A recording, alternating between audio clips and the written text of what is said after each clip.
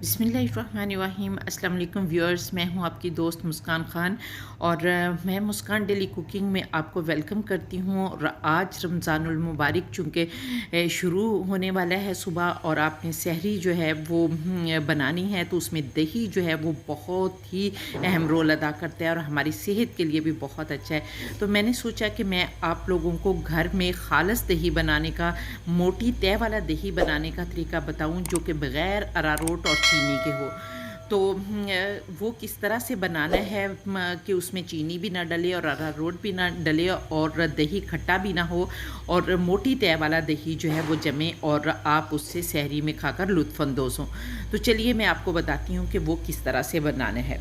इसके लिए सबसे पहले आपने दूध जो आपके घर में होता है, फ्रिज में होता है, उबला हुआ दूध, उसे ले लेना है और उसमें से आधा किलो दूध लेकर आपने इस तरह के बर्तन में डालना है और इसे गर्म करना है। और इतना गर्म करना है कि आप फिर इसमें फ़िंगर डालें तो आपकी जो फ़िंगर है वो जले तो ना, लेकिन गरम लगे, उसे दूध गरम लगे फ़िंगर को, ठीक है। इतना गरम करने के बाद फिर आपने इस तरह एक प्लास्टिक का प्याला या डिब्बा ले लेना है और उसके अंदर आपने इस दूध को डाल लेना है। इस दूध को डालने के बाद फिर फिंगर लगाकर आपने चेक करना है कि आया दूध जो है वो बहुत ज़्यादा गर्म तो नहीं है, आपकी फ़िंगर को बर्दाश्त कर रहा है। और जब आपको यकीन हो जाए तो फिर आपने दही लेना है 1 टीस्पून जो होता है ना, वो दही लेना है और वो लगाकर इस तरह से आपने चम्मच के साथ इसको फेंटना है। अच्छी तरह से फेंटने के बाद आपने ढकना लगा देना है और डिब्बा बंद कर देना है। डिब्बा बंद करने के बाद आपने हॉट पॉट लेना है जिसमें ये रोटियां रखते हैं, ठीक है। इस तरह से आपने हॉट पॉट लेकर उसके अंदर दस्तरखान बिछा देना है और दस्तरखान बिछाने के बाद आपने उसके अंदर वो डिब्बा रख देना है। और जब आपने डिब्बा रखना है तो उसके ऊपर पूरा दस्तरखान जो है वो आपने लपेट देना है, यानी हॉट पॉट के अंदर ही पूरा दस्तरखान जो है वो लपेट देना है।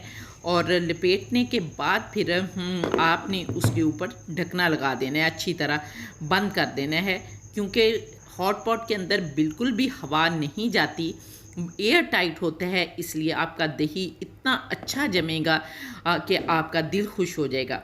तो इस तरह से आपने इसको पड़ा रहने देना है और फिर सहरी के टाइम आपने इसको निकालना है। और जब तक आप रोटियां बनाएंगे तब तक आप इसको ये देखें निकाल लें और निकाल कर फिर देखें कि आपका दही जो है वो कैसा जमा है। जब आप निकाल कर देखेंगे तो ये देखें अल्हम्दुलिल्लाह माशाल्लाह, देखें दही की शक्ल देखें कि देखने से ही लग रहा है कि आपका दही जो है वो बहुत ही ज़बरदस्त जमा है और बहुत खूबसूरत और मोटी तय वाला दही जो है वो बना है। तो इस तरह से आपने दही जमाना है और फिर इसे थोड़ी देर के लिए फ्रिज में रख देना है। इतनी देर में आप रोटियां बनाएंगे, पराठे बनाएंगे, तो आपका दही जो है वो ठंडा भी हो चुका होगा। और फिर आपने निकालना है और निकाल कर फिर आपने मज़े से प्यालियों में डालना है और पराठा जो बनाया होगा उसके साथ खाएं और इंजॉय करें।